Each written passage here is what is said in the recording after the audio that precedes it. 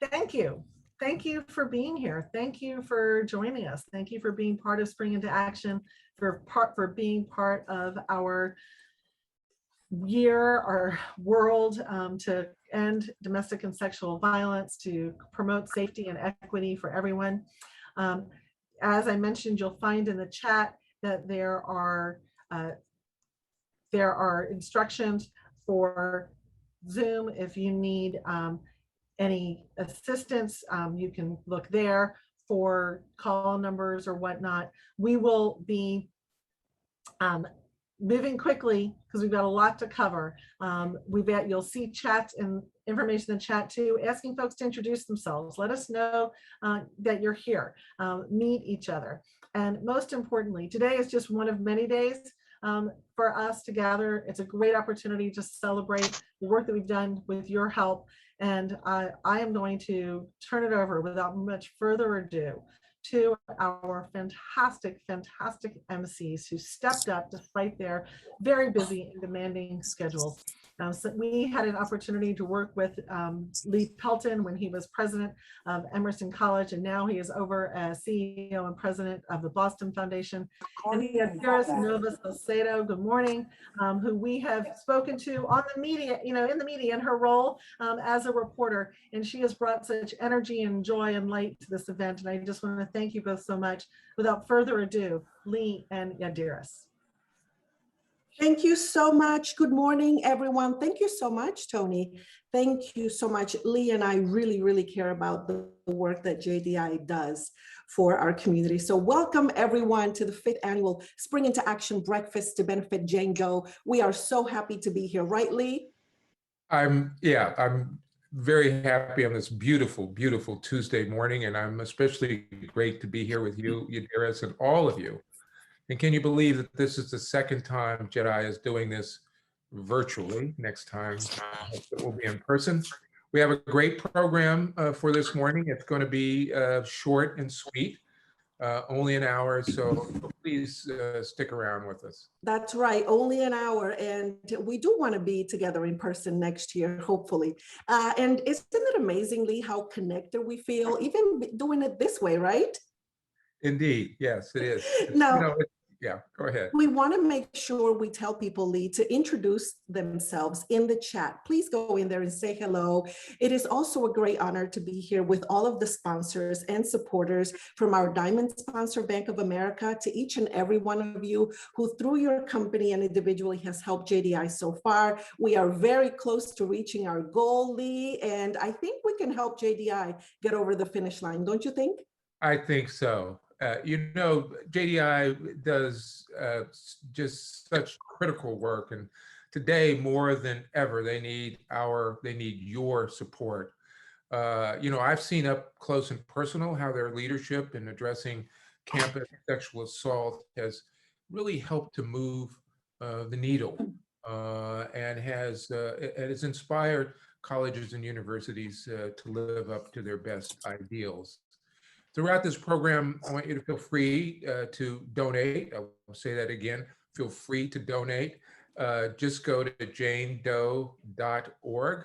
You'll also find the link that is in the chat. So drop us a note in the chat if you'd like Tony from JDI to follow up. And remember, no donation is too small, but it's important that you donate. We've got a goal, and we're hoping that we can achieve it today. This year's Justice in Action awardees each of them have spent a lifetime showing that every act, both large and small, can make a real difference. A heartfelt congratulations. You inspire all of us with your dedication and your compassion for those who have experienced violence, and with your vision for a safe and more equitable world for everyone. That's right. That's right, Lee. I think we can all agree these women truly deserve this honor. And while many of you know about JDI's work to advance gender equity, racial justice, and safety for all across the Commonwealth, well, we've put together some wonderful tributes and a few of JDI's partners. And now let's take a look at the very first one. Hi, everyone. This is Dawn Salma. I am the co-executive director of the Asian Task Force Against Domestic Violence, otherwise known as ATASK, and a Jane Doe board member. And as a board member, I want everybody to know that as an organization, Jane Doe is just thoughtful and intentional. And I know this seems just simple, but it takes a lot of time and effort to be as thoughtful, as intentional, and as they all are. And it is so fundamental to social justice and coalition work. And this means a lot and it means a lot to our collective power. And we are all ultimately striving for the same thing, to end domestic violence and sexual assault. As colleagues and allies and collaborators, we bring ourselves to this work. We bring our beautiful differences. And Jane Doe understands the value of diversity and inclusion. And really, it's not just the collective power as well that they understand, but the composition of the collective, and knowing and seeing that together, we all make an impact.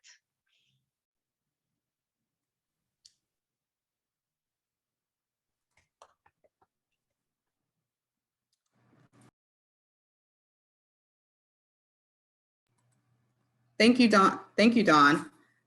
I'm muted. Can you guys hear me? Yes, we Hear me can. now? Awesome. Thank you. Thank you, Dawn. You really did a great job in capturing the essence of JDI social and racial justice work. It is an honor to serve with you on the JDI Board of Directors. Good morning, everyone. I'm Deb Collins-Gooseby, President of the JDI Board. I am honored to bring you greetings and salutations on behalf of the JDI Board of Directors. For the past several years, I've had the pleasure of serving with these incredible, dedicated group of people.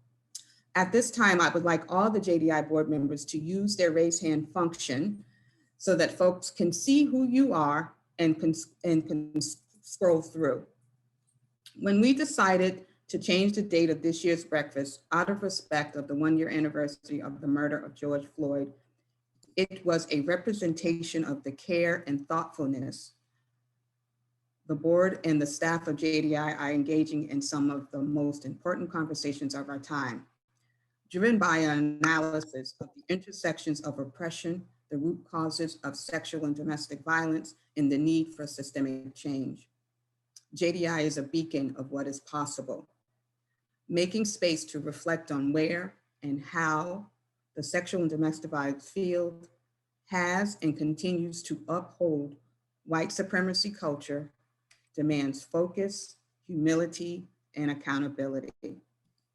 On behalf of the JDI Board of Directors, I want everyone here to know that the coalition is always guided by the voice of survivors, and that our commitment to be an anti-racist organization means that we will be diligent about making sure that all voices are included. I want to thank you all for being here today and supporting JDI.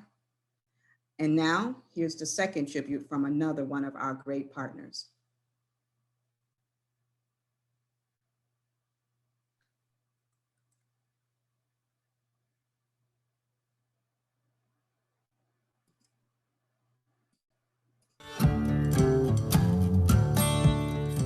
Hi, I'm Karen Galbo. I serve as the executive director of our charitable foundation at People's United Bank.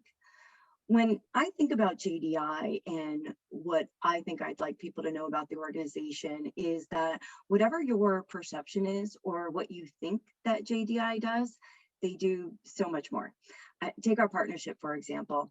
People's United Bank is partnering with JDI on a financial education and mentoring program for advocates.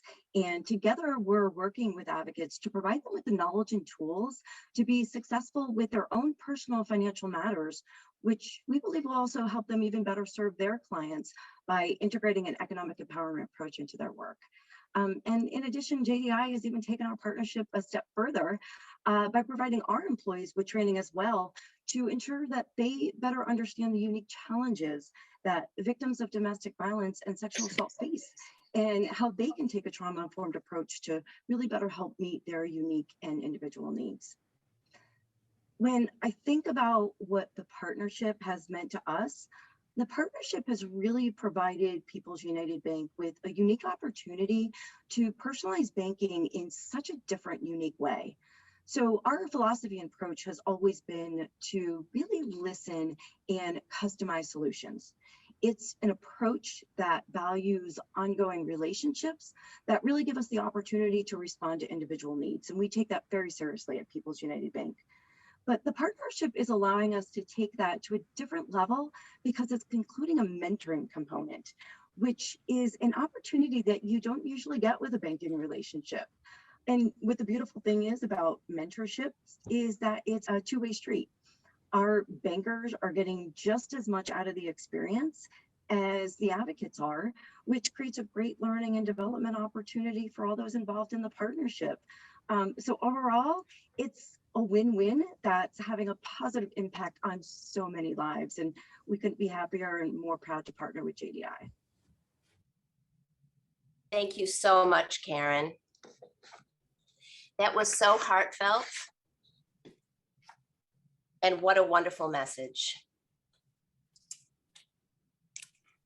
It is always great to hear how others view and value the work we do at JDI and to grasp the impact of these powerful connections. Good morning. I'm Deborah Robin, and I'm proud to be JDI's Executive Director. I'm so pleased to welcome you to Spring into Action. For those who are new to meeting us, thank you for joining, learning more. And for those who are friends and colleagues, we are delighted to have you with us yet again. To all of you, your support is immeasurable. Thank you for all that you do to support our work on social justice and for what you do in your own organizations.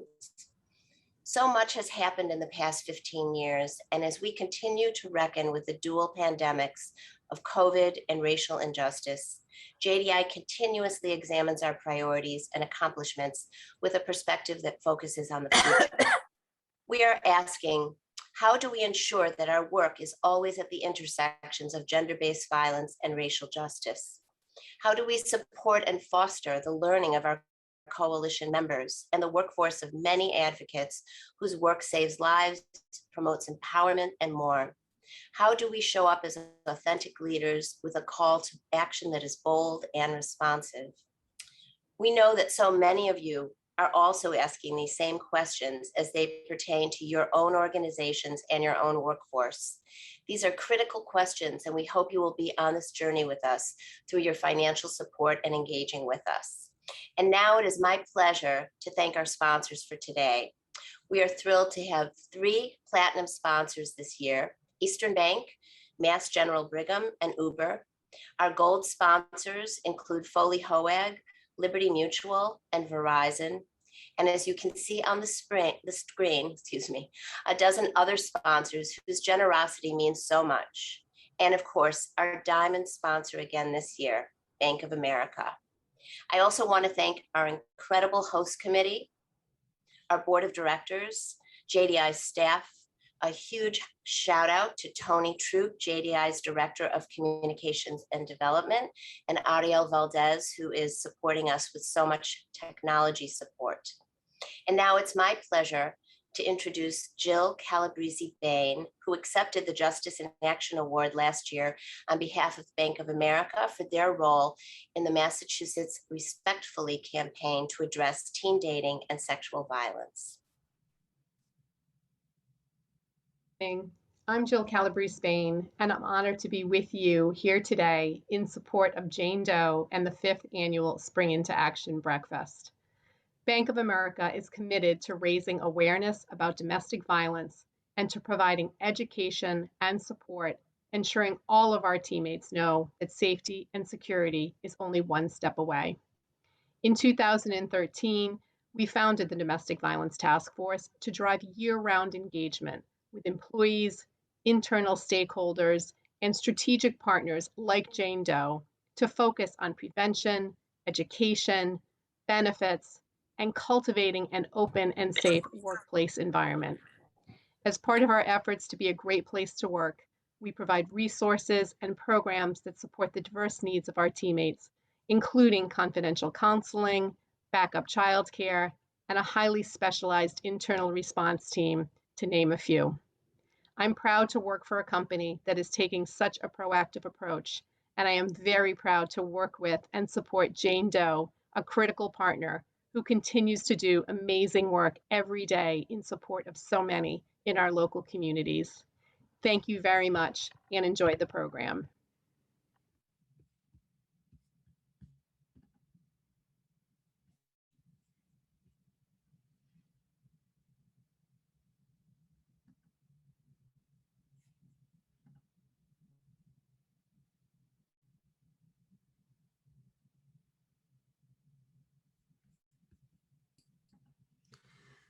Well, I want to thank you, Jill, for that, for your remarks on behalf of Bank of America. I think, as we all know, in order for us to forcefully and address the issues of interpersonal violence and domestic and sexual violence, that it requires all of our communities to be involved, including our nonprofit, for-profit, and our civic sector to be involved in this critical issue.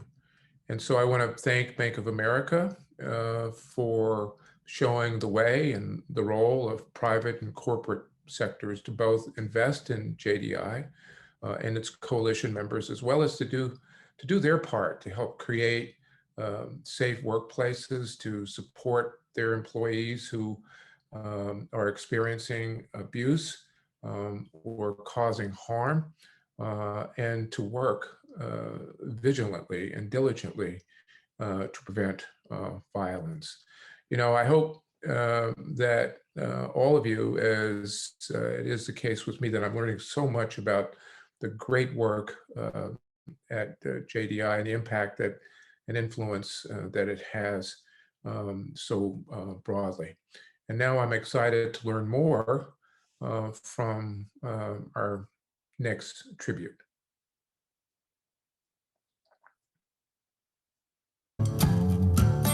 Hello, my name is Monica Johnson-Hostler, and I'm the president of the National Alliance to End Sexual Violence. We work with all state coalitions like JDI to advance public policy at the federal level. It is my honor today to give tribute to the work that we have continuously done with JDI. Their commitment to racial justice and gender equity are central tenets to ensure that we advance the policies to ensure every survivor's voice is heard, and we believe that our prevention strategies are possible to create an environment where sexual violence no longer exists. Having Jane Doe and their leadership at the table advances our policy and continues to work steadfast across the country and in Washington, D.C. to ensure survivor voices are there. Congratulations, Jane Doe, and it is a privilege to continue to work with you all.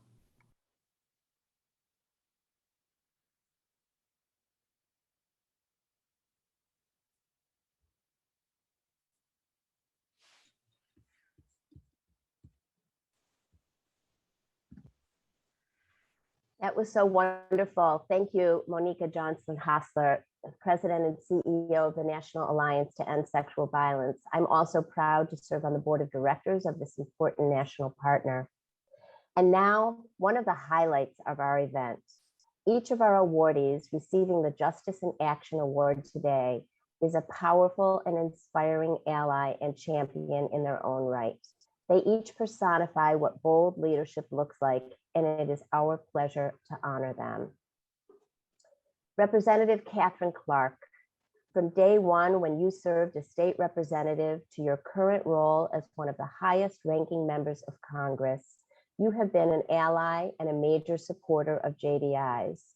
You have listened to survivors, brought their experiences with you to Washington, D.C., and we all are so fortunate and excited to have you in such an important role there representing us. I'm also wanted to thank the Mayor of Holden, who's in your district, Gary Christensen, for being with us today to share this important moment. Lovern, as the founder and president of Love Life Now Foundation, you are an incredible leader and mentor to so many survivors. You have shared your lived experiences across the world. You use your platform to raise funds for organizations across the state and you have hosted the White Ribbon Day Pledge to engage men and boys about healthy masculinity. You're on the leadership team of the Massachusetts Women of Color Network. And on any given day, you are speaking, training, educating, and more. And most recently, you are traveling the country and beyond, signing autographs and talking about your recently published book, The Legacy He Left Me. Representative Clark and Lovern, please hold up your awards so everyone can see them if you have them available to you. That's lovely. And I'm going to ask everyone to unmute yourselves for a Zoom standing ovation. And please add your congratulatory comments in the chat. Congratulations. Congratulations. Congratulations. Congratulations. Very nice. Great work. Really wonderful. Thank you so much for being with us. And now we're going to bring Yadiris and Lee back to have a conversation with our honorees. Thank you, everyone. Well, thank you. And again, we want to congratulate both of you for the just remarkable work that you do. And as you just heard, it's now time for Yadiris and I to have a really thoughtful and helpful conversation with both of you. Yes, Lee, definitely. I'm very excited. And I know that those of you who are joining us are also excited to hear from our honorees this morning. Once you guys became aware that sexual and domestic violence were so prevalent in people's lives, how did you decide where and how you can make a difference? Who would like to start? I can go. I was just going to say, go ahead, Rep. First, just such an honor to be with all of you. And thanks to JDI for this incredible award, but even more for the work that you do. And for everyone who is on this Zoom and out there in JDI's universe who supports this critical work, I am so grateful. The work we do in Washington, the work that I did in the State House with JDI, it doesn't happen without your support. And we're just so grateful for the meaningful difference. And at this point in our country where we are dealing with all these issues of equity and justice, JDI's work on equity, justice, and safety for all could really be the mission of this particular Congress and where we are answering this point in history. So I am so grateful to be here. And Lovern, so grateful for you. Appreciate your work, your voice, your spirit, and your resiliency and leadership, and just really honored to be here. And so to get back to the conversation, yes. I'm overexcited here.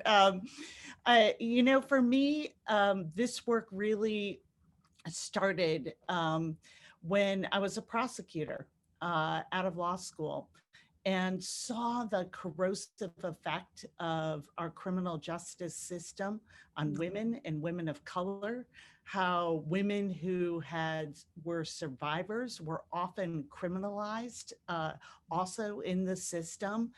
And I wanted to be part of not just the end when everything had gone wrong, but be part of prevention and education and putting justice back into our systems.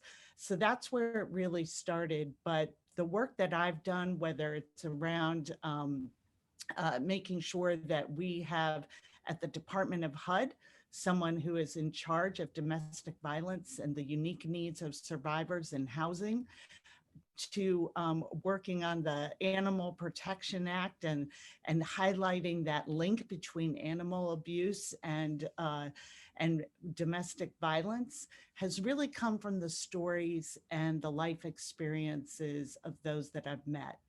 And I am so grateful for those powerful and brave voices and the partnership and introductions that JDI has brought to me. And that's the basis of that work. Thank you so much, Assistant Speaker Clark. And how about you, Lovern? I know so much about your story already, but why don't you go ahead and tell our wonderful audience all about you and how you got started in all of this? Yes, and so in the essence of time, I will echo what Rep. Clark has said about JDI and the work that they do. I have been fangirling from day one. And so to be here and sit here before everyone, receiving an award in the spirit of justice and action is just surreal to me, because I have looked up to this organization for so many years. And to you, Rep. Clark, gosh, thank you. I have just recently, within the last 6 months, started to learn of the work that you have done on the side of DV prevention, and I salute you and thank you for that. And so to everyone, thank you for all the congratulations. And as Paige said, you're my flowers. It is great to be receiving them while I am here, and I just really appreciate each and every one of you. But for me, as I'm a two-time survivor of this issue. So I was a child witness to it growing up on the island of Trinidad, always said it would never be me.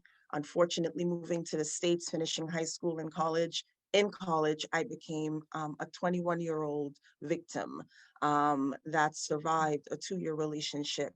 And so for about 10 years after I had escaped, I kept saying, okay, how do I get back to the business of self? How do I get back to the business of me?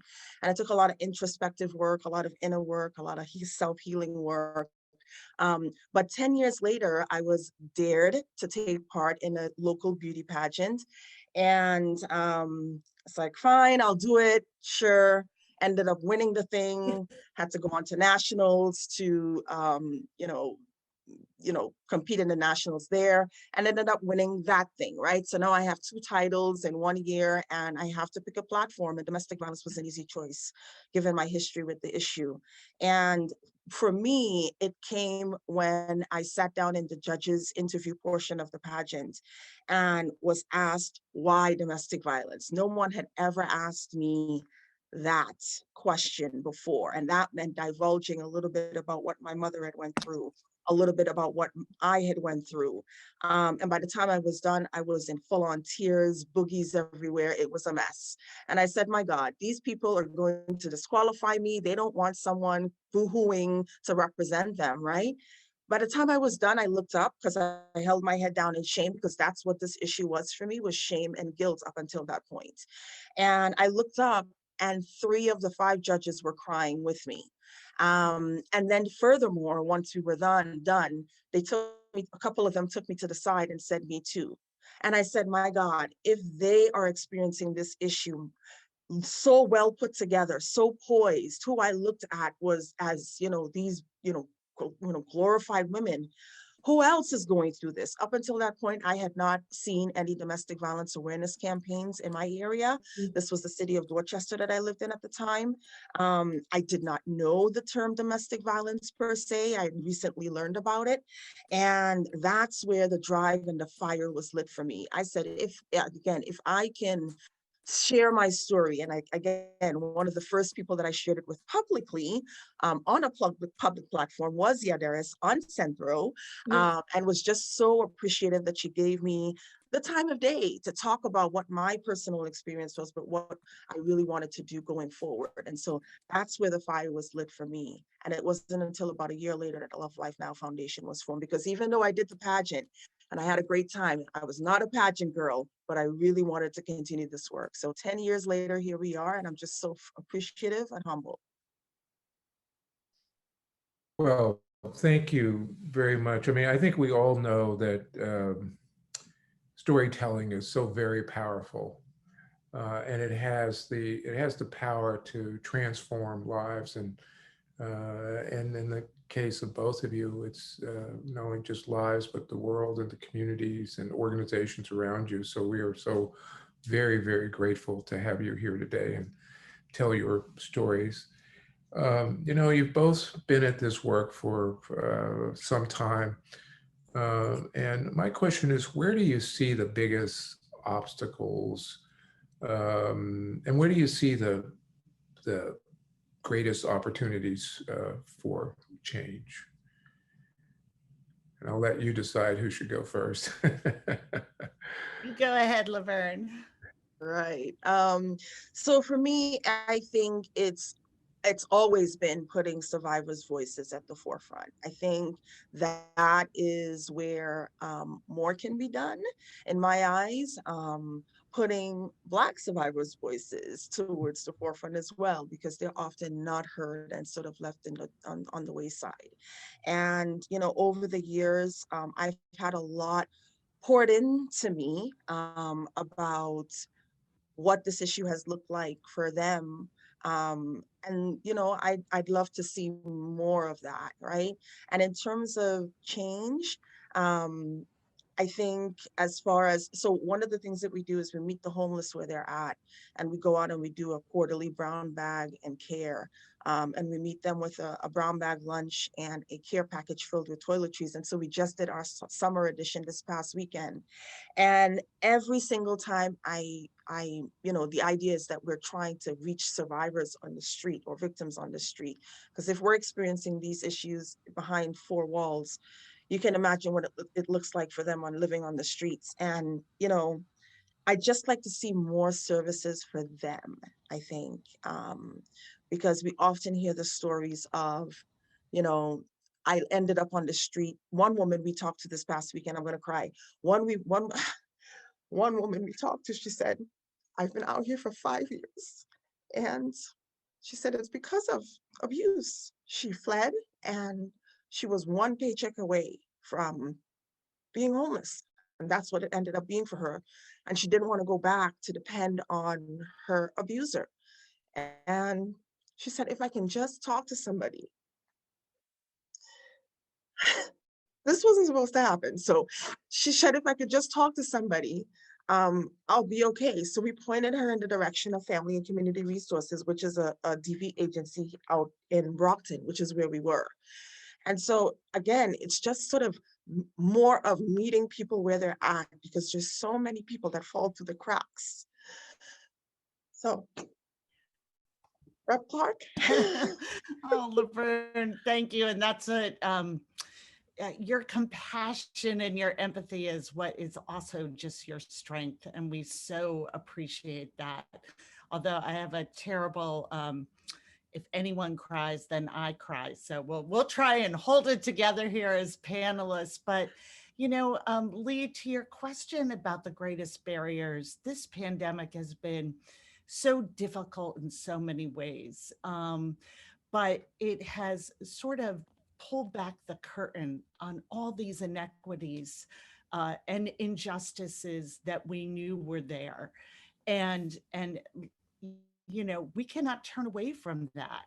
And with domestic violence, it has revealed, not only revealed, but increased domestic violence as people were literally could not leave their homes, found themselves in very dangerous positions with very few options, cut off from the resources and community that could help. And we also saw the fragility of economic life for women, and especially women of color in this country, and how all those safety systems that were so threadbare going into the pandemic failed. And so we have this opportunity to come back. And what I found is so discouraging was bringing back VAWA and the reauthorization and all the things that we could do to address this. And we moved it through the House. But those 172 no votes in the House of Representatives on VAWA was so discouraging. But we are not giving up.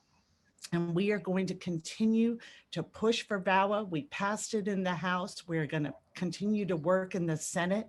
And we are going to work to make sure that the economic opportunities, the training, the education, the supports for our communities of color, for every single American, whether you're urban, suburban, or rural, are there. And that we bake back into our economy an opportunity justice and really give life to those ideals we talk about equality and justice for all. So we have work to do. We are a very divided country and a divided Congress, but again, it is these partnerships like ours with JDI that are going to help us get over these barriers and continue to innovate and use that strength of survivor stories to push forward. We definitely have a lot of work to do in this country, Representative Clark. The conversation is so great, and I'm sure that our audience is enjoying it. Let's talk about inspiration. What keeps you both inspired? I think we've heard a little bit of where you guys draw that inspiration from, especially from Lovern talking about, giving the brown bag lunches. But what keeps you both inspired to want to keep doing more? Lovern. Thanks, Rep. That's about it. Lovern and the other survivors like her who have found a way to build that resiliency, who have faced such barriers in their lives, such danger, and have the courage to come forward, share their stories, and act. And make sure that we are moving forward. I am also inspired by all the women who have come to Congress, and that when you look across the Democratic caucus in the House, it reflects back what the American people look like. And that's how we start to build policies that work for everyone in this country. And I know that it makes a difference when women and women of color are at the leadership table. The priorities change, and we can see that happening in Congress. And that just is inspiring to me. And I think that at this time of such challenge, where everything has been so painful and raw, we also have this amazing opportunity to come together, to learn from one another, and to build back, not just better, as the president said, but with more equity and justice for everyone. Great. Lovern. Yeah. And What keeps you inspired, Lovern? Oh my gosh, so like Rep Clark, other survivors, right? There are too many that I've met over the years, and every time it fills my heart that, my story resonates with so many people because it's their story, right? I am she is me, right? And so just in Minneapolis, Tony mentioned, or Deborah mentioned that, I recently wrote a book called The Legacy He Left Me. And we're currently touring the country, visiting equipment finance, banking and finance companies that are putting on events through the publisher that I wrote through, to speak to company and staff. And so one of them, the first one that we just did, because the book was just released on June 1st, is in Minneapolis, a company called Dedicated Commercial Recovery. I have a staff of about 70. I presented to them about how domestic violence can trickle into the workplace, how you bring, what's happening from home to work, and how that affects productivity, because that was part of my experience. And so in talking to the staff of about 77, once I was done in signing, books for everyone, everybody was coming in, and I want to say about 70% of the staff disclosed that they were experiencing some form of DV. By the time I was done, I think I hugged like 70% of them, and my shoulder was damp because there were tears shed. There were people disclosing, many for the very first time, and that fills me up. I mean, obviously I have to digress from something, an event like that, but it fills me up in the moment to know that people are getting permission to speak. about what their issue has been for so long. But then that companies are taking that leap forward to make the conversation comfortable, to give their employees permission. That stuff drives me. That stuff fuels me.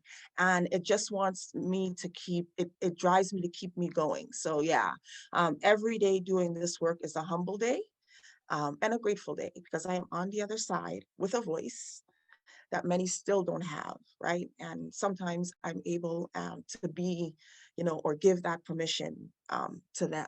And that for me is just, whew, out of this world. Lovern, I hope you don't get me for this, but every time Lovern would come on to Centro at WBZ, she would always say, Yadira, you always found a way to make me cry on the show. Lovern, look at you, you're crying here. But that just shows really what, the inspiration and what you guys do. So thank you so much for what you do. Lee?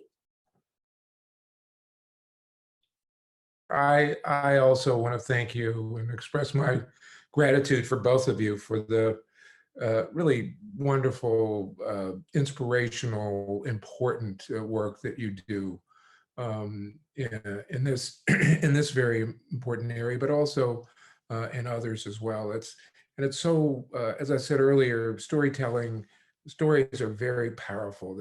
They're instruments of change.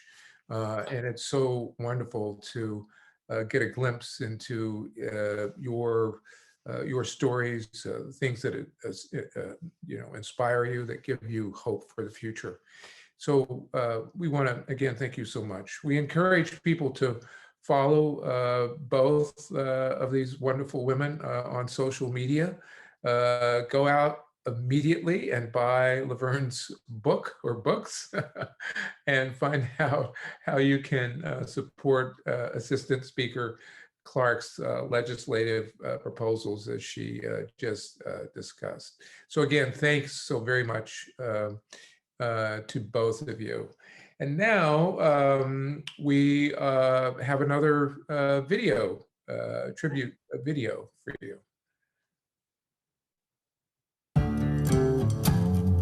Hi, I'm Danielle St. Pierre, the Massachusetts State Director for the Every Voice Coalition. As a survivor of sexual violence myself, and an activist with and for students working to create our campuses safer for everyone, I can't begin to tell you what it has meant to have JDI in our corner.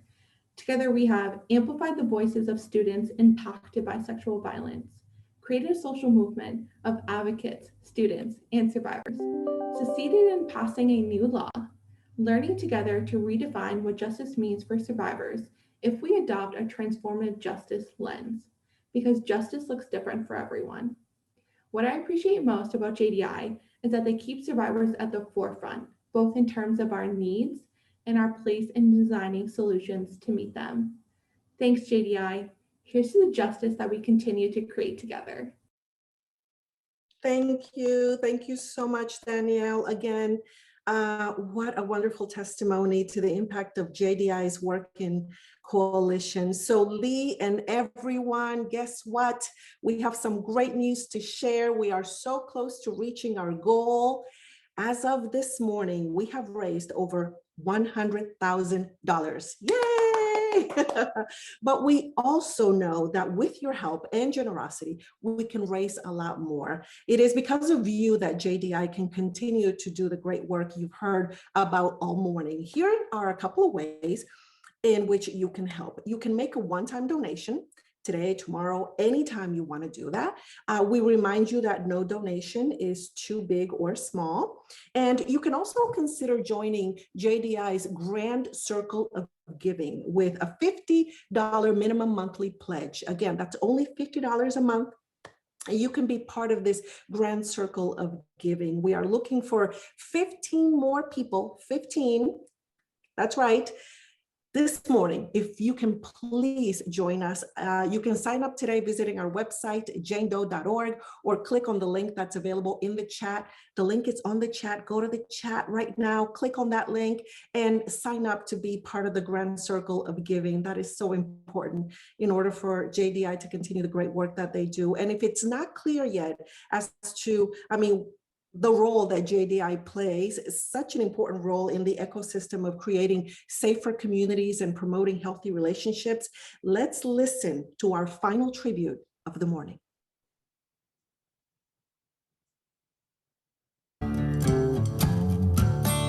Hey, beautiful people. This is Tony Porter of A Call to Man. I just want to stop by and just give you a shout out and just share about this wonderful partnership that Jane Doe and A Call to Man share together. You know, Jane Doe is unapologetically committed to redefining, reimagining manhood and engaging men to end violence in our communities. Our partnership is about boldly holding hope and healing for all male identified folks. The Jane Doe has been unwavering in their commitment to gender justice. And we love working alongside of y'all, continuously expanding our work to center those in the margins as we pursue collective liberation. I just love this partnership.